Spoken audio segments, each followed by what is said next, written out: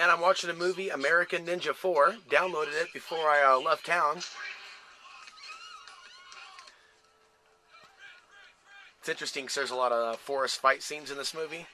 This is like a cheesy 80s film. And here I am with the forested background. And on the menu tonight, burgers. I already cooked them earlier, but we'll do a little bit more. Always make sure I have plenty of potatoes. And now I have plenty of socks. Black beans, not a big fan of them, but better with fajitas and stuff like that. Got some more eggs and bacon. Doing all right with what I've got to work with. Here we are back at the water, the edge of a cliff.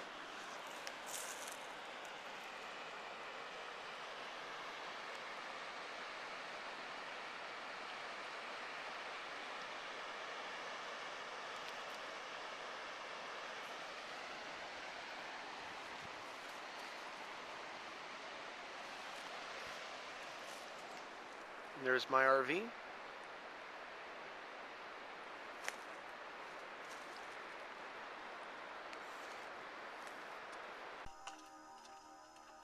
The codes will now be regulated, sir.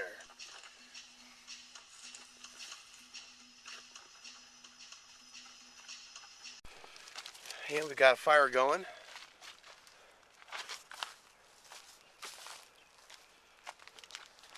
Hardly anybody walking by the camp spot.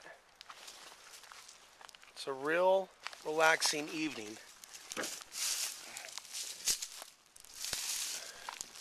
Real meditative. That's about as high as it's getting. Playing it safe. Now, one thing about me being in Colorado, I get up a lot earlier than the time I got up in Oregon, and my thoughts are also a lot clearer. You know, I feel like it's easier to even speak. Something about it, something about breathing, something about the power of the voice. Anyways, it's 5:30 in the morning, and I am leaving the campground. The free campsite, that is. freecampsites.net. Sometimes you get some real gems. Sometimes some real lemons.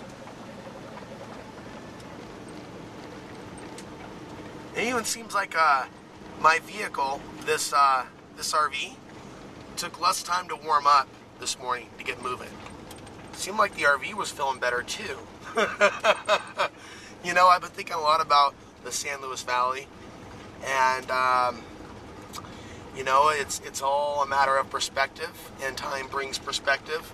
Different times bring different perspectives. Got a coyote over here, and I'm not too far from the Walmart. This is the first time during the day that I've seen something like a coyote.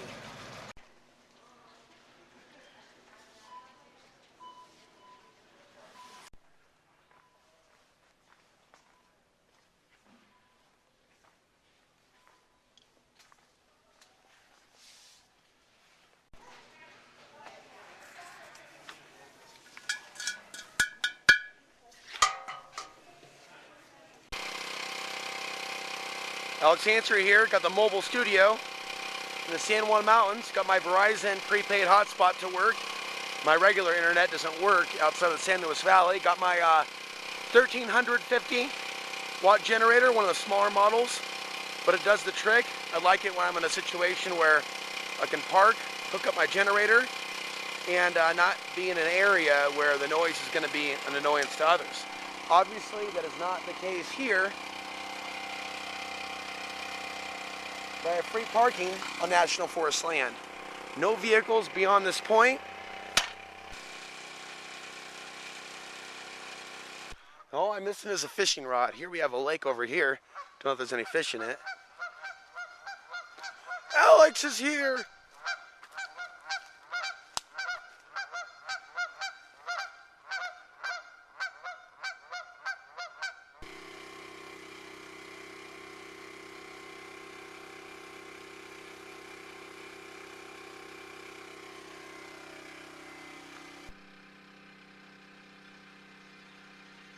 And here we have the snow coming down in full force. This area is looking at 6 to 12 inches of snow.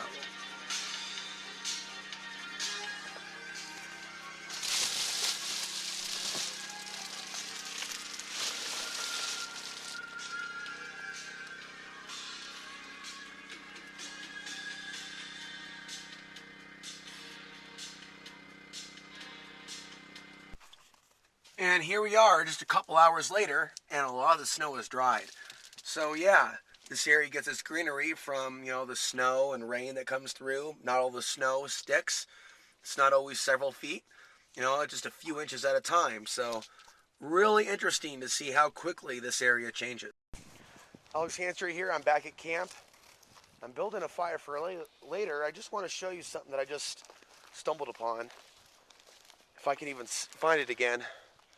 I saw a cap to a syringe, which basically means, you can be out here in the middle of nowhere and there's still evidence of hardcore drug abuse. This is also indicative of our society. A lot of people want to blame it, though, on these groups. Oh, it's the people that are RVers. Yeah, they're the drug addicts. And here we have a walk in the forest. Like I said, the climate here just keeps changing from rain to snow to sunshine. I'm going to have a fire tonight. Did a little firewood harvesting from the forest. A lot of wood here. A lot more wood than what I'm accustomed to seeing when I've gone camping just outside of Portland. I was telling a friend, if you want to get camping like this, you got to go hours and hours outside the city, like 2 to 3.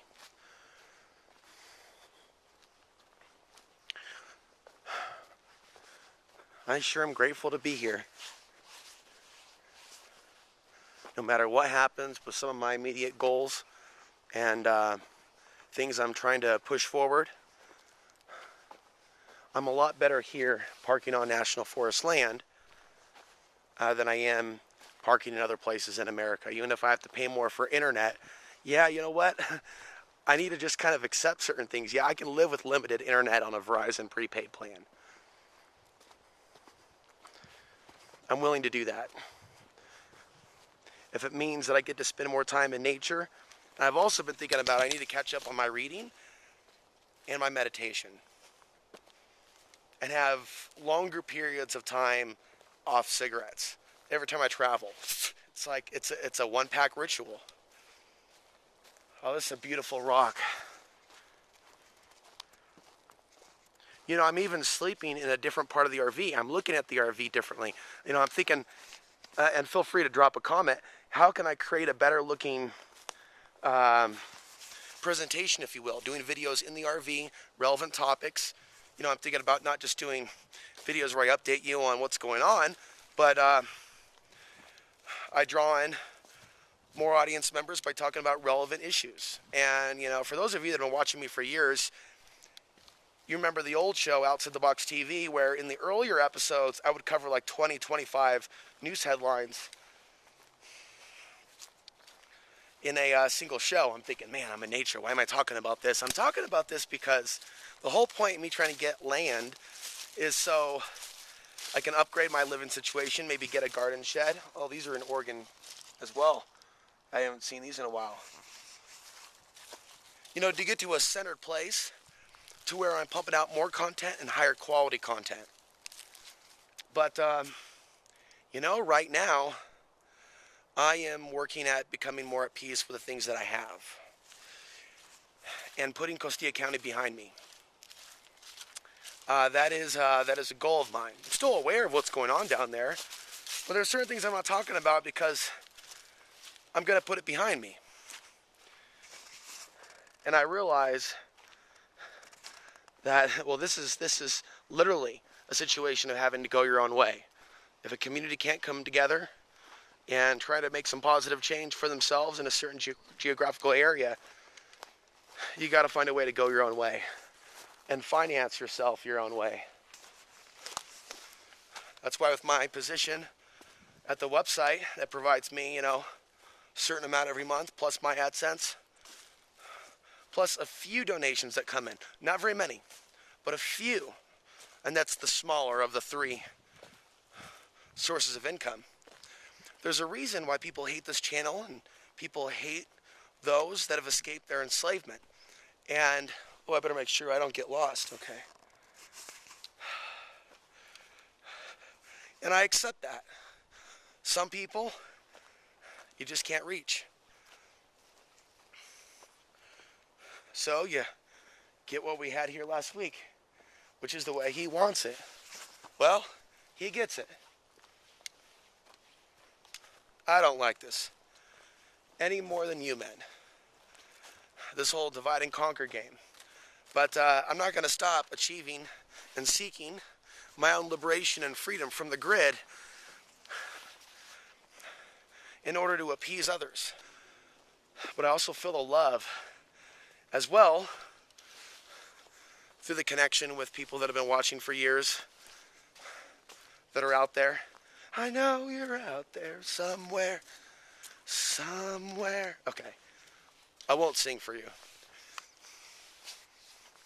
Not unless we develop that level of intimacy. But yeah, this is a nice change of pace, and I'm totally looking at Colorado in a different light, having discovered this area. And even though there's risk with traveling around in your RV, you know, it's a matter of minimizing gas costs, but also moving around, so a balance. I'm moving around constantly in the RV. I'm trying to minimize the gas costs so I can save for other things.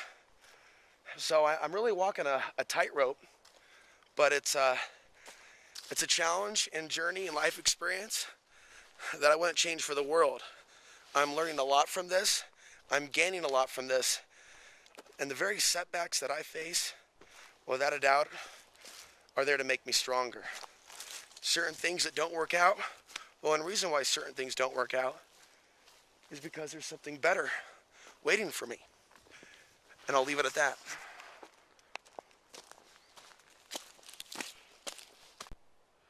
And here's that beautiful lake with this strange looking substance here. Yeah.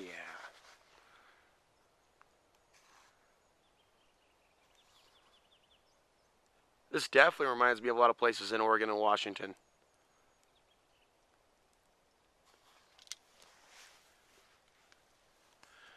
Now, this wouldn't be a bad place to do a off-the-radar, off-grid cabin using available materials already in the forest. Okay, you can have your little fireplace inside that cabin, have some sort of a ventilation system, or do a teepee. Or maybe create a wood stove of some type using materials brought in by hand, carried. Yeah, that might be a good exercise for you to try in your area if there's a national forest nearby. You want to practice your wilderness survival skills. And to do something without all the pressure, without the shit hitting the fan, things being as they are, you know, trying to develop a hidden underground shelter, above ground shelter, cabin, teepee, whatever the case may be, in a part of the forest that is, there's my RV over here. There's that RV. Oh, it's another RV person. But yeah, this area has a lot of promise. And areas in your backyard may as well. But, you know, we're distracted by the internet, we're distracted by life, and we're in the urban areas where we have less access to places like this, we forget how little we actually need to survive. Now, I'm wondering if there's fish in here. And then, of course, graduating from just simply the shelter, or you can do the other first, have a guerrilla garden, where you plant seeds, you know, of some sort of food or vegetable that's likely to grow well in a certain area. You know, no point in planting hot peppers in the winter in Oregon. It's a number of factors there together that aren't going to work. But here I am in late April or early May, going into June in an area where the soil is really, really rich. I mean, you have no idea. And I've seen soil a lot more rich than this. But yeah, oh, this is definitely. And then, of course, if you're in a situation where you have your own property, it's not a guerrilla garden, it's a garden. Using rainwater, this is an area that gets a lot of rainwater. This is not like other parts of Colorado. So, have some cisterns in the ground to collect the rainwater. Some blue barrels would be great. A lot of water storage to catch the rainfall. I'm telling you, I've been hanging out in this area off and on. This is my third time here at this undisclosed location, as it will remain. That'll just make this current Off the Grid series that much more exciting. The effects of geoengineering are far more minimal than what I've seen in the San Luis Valley, or Portland for that matter, or Dallas, or any other major city. It's real minimal. There's something about the altitude, accommodation of moisture. There's a little less sunlight. If anything, that makes it better for people that could be sensitive to the sun. It's not always fun to scorch out in the desert. Here, this is a situation where, tell you what, you still can't see the effects of geoengineering in some cases.